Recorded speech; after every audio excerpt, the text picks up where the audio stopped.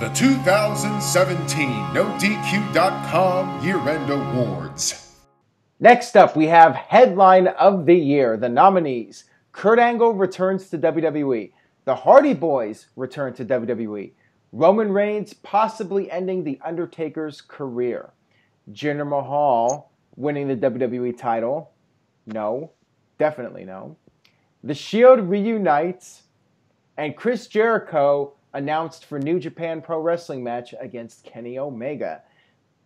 But before you go into your spiel, do you not understand that every time you negatively react to Mahal, it fuels the votes, and he's going to get every freaking vote in this awards show now?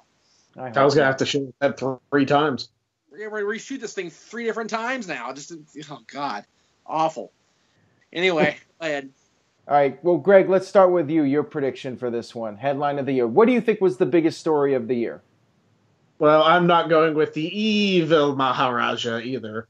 I'm probably going to have to go with Angle returning, because he's been gone for 11 years, and honestly, it was a big deal for him to come back to accept the Hall of Fame nomination, for him to be the general manager of Raw, and for him to come back in the ring at TLC, which that match was not fantastic, but for what it was enjoyable. Not the best match on that show, because that was Balor AJ. But Angle returning would be my headline of the year. All right, Jeffrey? If it maintained the consistency of the year, it would be Angle, because it was a huge story, and the fact that Kurt Angle returned after all this time was amazing. But I think we all, at the back of our minds, expected it to happen. At the end of the day, Kurt Angle was always going to come back, and he was going to make his return. It wasn't a matter of if, it was a matter of when for Kurt Angle to return to WWE at some point and get his big send-off like he's had over the course of this year, probably into next year as well. What nobody expected to happen, what nobody foresaw in their crystal ball of 2017, is an announcement of a match we thought we'd never see. Chris Jericho versus Kenny Omega for Wrestle Kingdom. That's my headline of the year. That's going to be something truly special next year.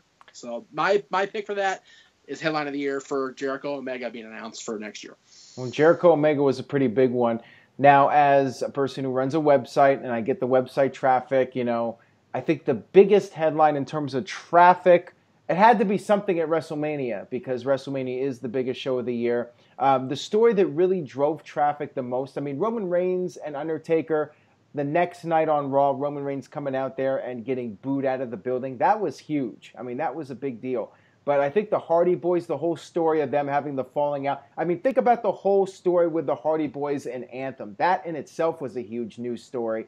The whole legal battle over the Anthem and Hardys going back and forth over the broken gimmick. And then that led up to the Hardys appearing at WrestleMania. There was news earlier in the day about it. It boosted all the speculation about WrestleMania. And then sure enough, when they came out there, the crowd just went completely nuts.